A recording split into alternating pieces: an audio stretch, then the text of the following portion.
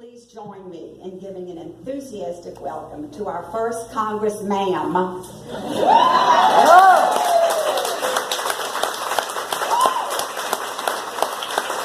For the 3rd Congressional District, Methvin.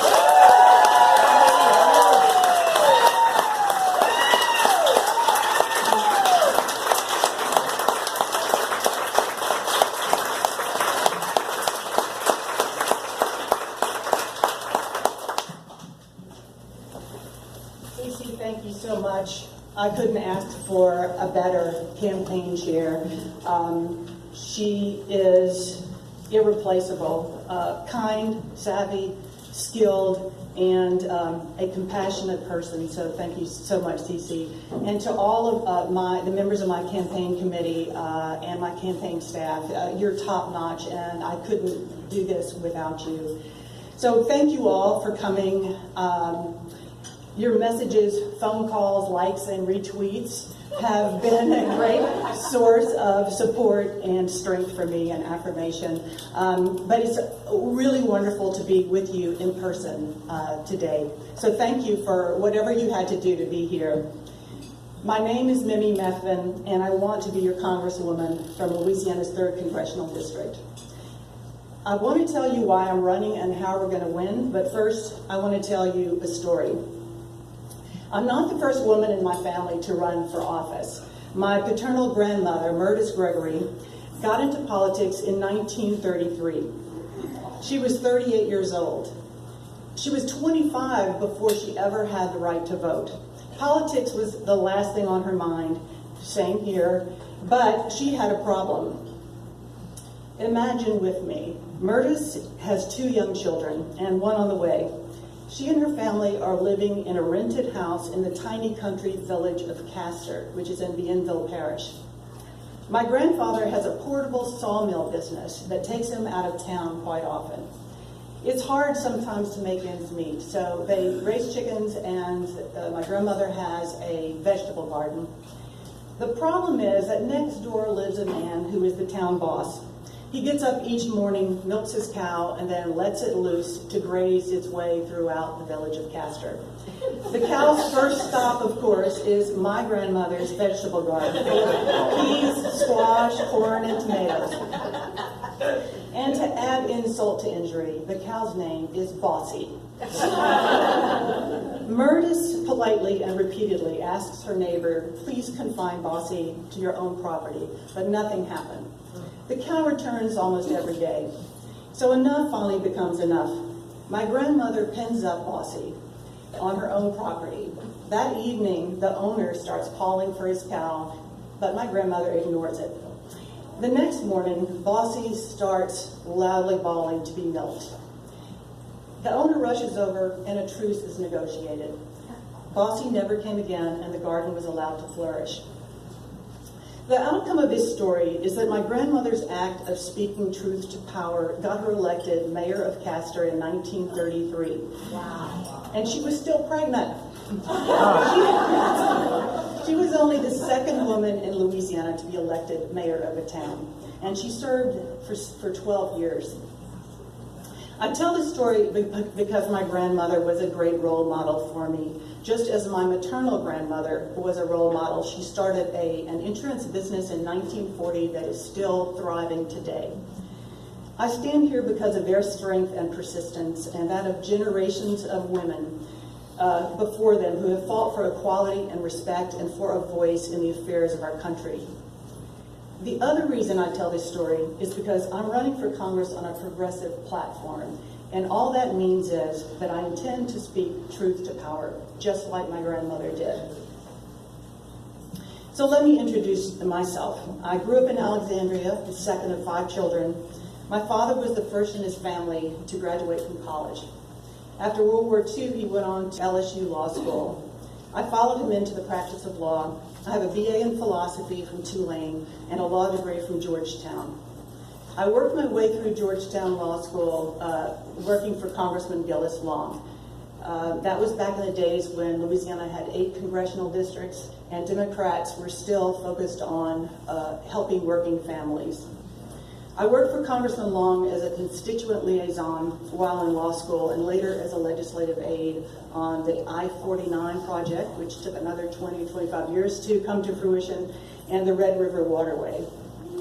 When I left Washington at age 24, I thought someday I might try to come back as an elected representative, but my life took a different path. I practiced law with my dad for a short time, and then I became an assistant U.S. attorney in Shreveport. And in 1983, I was appointed U.S. magistrate judge here in Lafayette for the Western District of Louisiana. I was reappointed 4 times and stayed there 26 years. It was an honor and a privilege to work in the federal court system. Equality and justice were not just platitudes. Constitutional guarantees were taken seriously at every level. In the meantime, I married, I raised 2 sons, I helped raise 3 stepchildren, and after 18 years of marriage, I went through a divorce. In 2009, when my youngest child went off to college, I opened a private mediation firm and returned to the practice of law. I've been blessed in my career. I've worked in all 3 branches of federal government, legislative, executive, and judicial. And I've seen it work well, and I've seen its challenges. But watching the events of the last 2 years, we're seeing something different. Something gnawing away at our democracy, just as Bossy gnawed away at my grandmother's vegetable garden. And enough is enough. We're seeing promises broken. Politicians say one thing on the campaign trail and do the opposite when they get to Washington. Instead of better and more affordable health care, the incumbent voted to take away health care for 50,000 of his constituents. Instead of any substantial and lasting tax cut for working families, the incumbent voted in favor of a massive transfer of wealth to corporations and the ultra-wealthy. Instead of showing fiscal responsibility, the incumbent voted in favor of a $1.5 trillion deficit that will massively increase our debt. Social Security and Medicare are now on the chopping block. But this is not what we bargained for. The swamp is swampier than ever, and we have found out that, quote, winners without conscience can do great damage to our democracy. I believe that the people we send to Washington to do the work of governing should actually believe in the importance of governing, and governing for the common good, for people and not just the wealthy and powerful. And this means we invest in schools, roads, bridges, ports, hospitals, and libraries.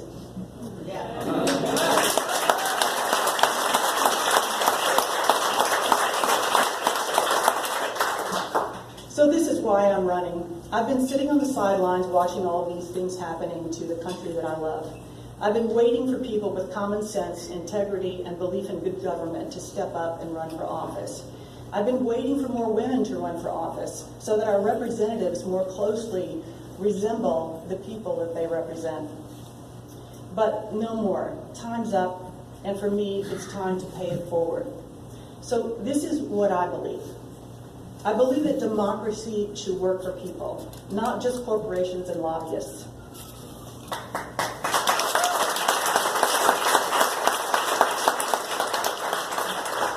I think lobbyists should win with good arguments and not with bribery.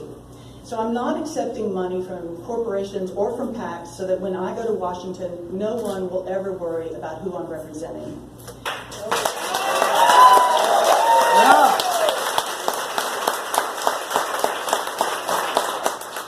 I believe that everyone is entitled to quality and affordable health care. I believe full-time work should not mean living in poverty. We must raise the minimum wage.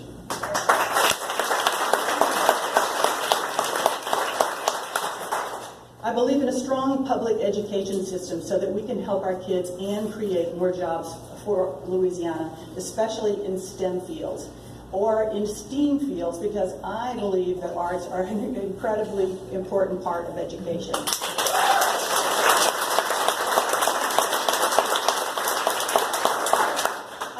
Young people should be able to get an education without being crushed by student loan debt.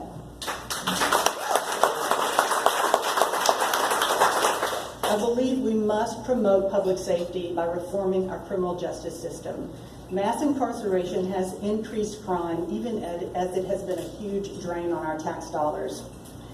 I believe we must take immediate action to fight the opioid epidemic through prevention, treatment, rehabilitation programs. I believe we should have the freedom to gather in schools, shopping malls, concert venues, nightclubs, and movie theaters without fear of being shot.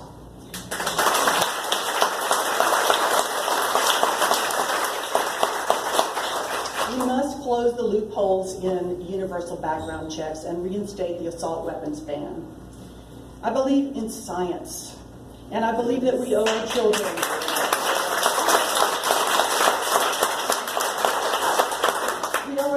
a moral obligation to preserve our clean air and clean water. I believe we must resist the cynical appeal of politicians who benefit when we are divided against each other. That racism, sexism, homophobia, hatred, and bigotry do not have a place in our country. We must stand together.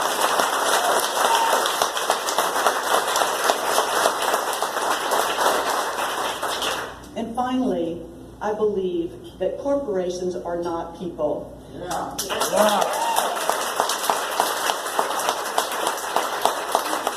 We must overturn Citizens United and return our democracy to the people.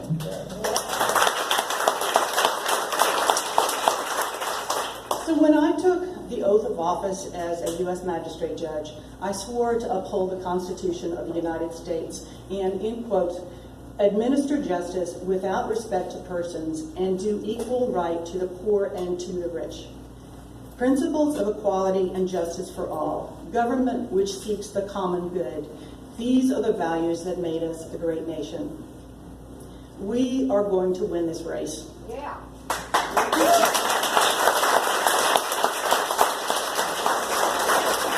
I'm going to talk to as many of you as I can and listen to your concerns. And I make only one promise, and that is I will work hard and I will never take no for an answer. And to the women in this room, every woman in this room and all of our daughters and our granddaughters stand on the shoulders of giants. It took women in this country 72 years of petitions, protests, marches, and arrests from 1848 until 1920 before we got the right to vote. No victory was easy and every step was contested, yet we persisted.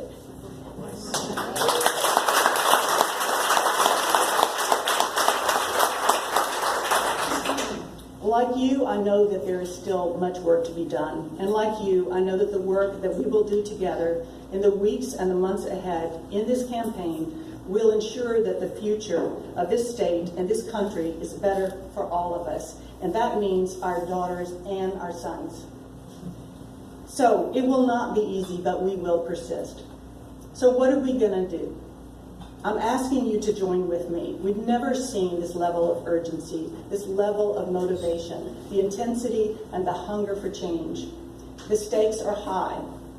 If you're like me and felt powerless and felt more and more discouraged, now is the moment to take that back.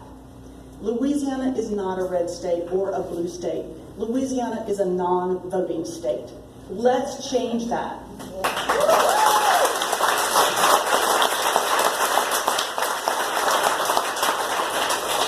So when we talk to our neighbors, we become a voting bloc. We become a powerful force for change.